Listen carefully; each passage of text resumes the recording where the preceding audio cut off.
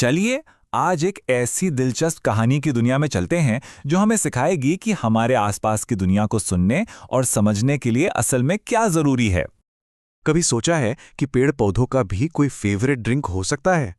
सुनने में थोड़ा अजीब लगता है ना? तो चलिए इसी अनोखे सवाल की तह तक चलते हैं। पता लगाते हैं कि क्या बीज, हाँ वही छोटे छोटे बीज, उनकी भी कोई पसंद होती है। तो इस खोज में हमारे साथ है नायरा, एक ऐसी लड़की जिसे पूरा यकीन था कि पौधे जो है ना वो साइलेंट स्टोरी टेलर यानी खामोश कहानीकार होते हैं। बस उन्हें समझने के लिए थोड़ा ध्यान से देखने की जरूरत है। और ये सब शुरू हुआ एक सिंपल से साइंस क्लास असाइनमेंट से। पर ये असाइनमेंट आगे चलकर बीजों की सीक्रेट लैंग्वेज को समझने की एक बहुत ही मजेदार जर्नी बन गया। तो नायरा ने एक्सपेरिमेंट कैसे सेटअप किया? बहुत ही आसान तरीके से। उसने 3 कप लिए, तीनों में कॉटन यानी रुई और कुछ बीज रखे। फिर हर कप को एक अलग लिक्विड दिया गया। एक को मिला फ्रेश वाटर, दूसरे को नमक वाला पानी और तीसरे को सोडा। अब बस इंतजार करना था और देखना था कि आखिर होता क्या है। और पता है, नायरा ने इस एक्सपेरिमेंट को एक बड़ा ही प्यारा सा नाम दिया। उसने इसे कहा टेस्ट टेस्ट। सही है ना? उसके लिए यह सिर्फ एक साइंस एक्सपेरिमेंट नहीं था, ये तो बीजों से पूछने का एक तरीका था कि भाई तुम्हें क्या पसंद है। तो कई दिनों तक इंतजार करने के बाद आखिरकार बीज अपनी कहानी बताने के लिए तैयार थे। और जो नतीजे सामने आए ना, वो काफी असरदार थे, बिल्कुल साफ और जाहिर। सबसे पहले बात करते हैं उस कप की जिसमें फ्रेश वाटर था। यहां तो बीज जैसे खुशी से झूम उठे। उनसे मजबूत, हेल्दी, हरी भरी कोंपलें निकली, ऐसे ऊपर की तरफ बढ़ रही थी मानो सूरज को हेलो कह रही हूं। इसका कारण भी सिंपल है, पानी ने बीजों को नींद से जगाया और उन्हें बढ़ने की एनर्जी दी। लेकिन खारे पानी वाले कप में सीन बिल्कुल उल्टा था। बीजों को उगने के लिए काफी स्ट्रगल करना पड़ा।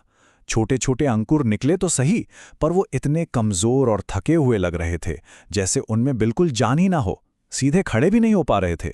इसका कारण, नमक ने उन बेचारों के अंदर का सारा जरूरी पानी ही खींच लिया था। और फिर आते हैं सोडे वाले कप पर। यहां कुछ भी नहीं हुआ, बिल्कुल खामोशी। बीजों में जिंदगी का कोई निशान ही नहीं था। ऐसा लग रहा था जैसे उन्होंने हार मान ली हो।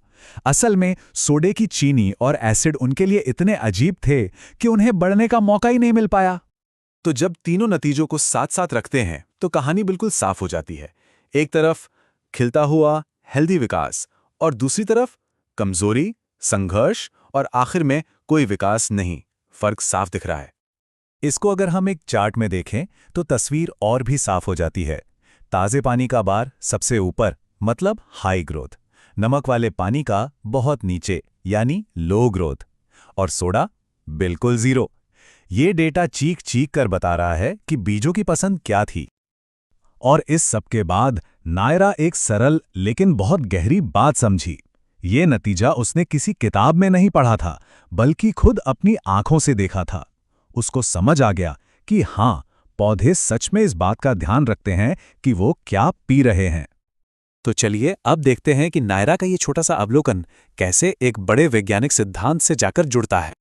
जब नायरा ने ये सब अपनी टीचर को बताया तो उन्होंने इस प्रक्रिया को एक साइंटिफिक नाम दिया, जर्मिनेशन, यानी कि अंकुरन। मतलब वो प्रक्रिया जिससे एक बीज सही हालात मिलने पर जागता है और एक पौधे में बदलना शुरू होता है। देखा कैसे नायरा की पर्सनल खोज एक जरूरी वैज्ञानिक आइडिया से कनेक्ट हो गई। तो ये जो पूरा प्रयोग था, इससे सिर्फ एक वैज्ञानिक तथ्य ही नहीं पता चला, इसने एक बहुत गहरा सबक भी सिखाया। एक सबक सुनने का। तो नायरा ने इस अनुभव से क्या क्या सीखा? पहली चीज तो ये कि बीजों को फलने फूलने के लिए सही माहौल चाहिए। दूसरा कि अलग अलग लिक्विड्स का विकास पर असर कितना जबरदस्त तरीके से अलग हो सकता है। और सबसे जरूरी बात कि जिंदा चीजों की जरूरतों को समझने के लिए अवलोकन यानी ध्यान से देखना सबसे अहम है। आखिर में उसने जाना कि छोटे से छोटे बीज की भी अपनी पसंद होती है। और ये पूरी कहानी हमें एक आखिरी सवाल के साथ छोड़ जाती है।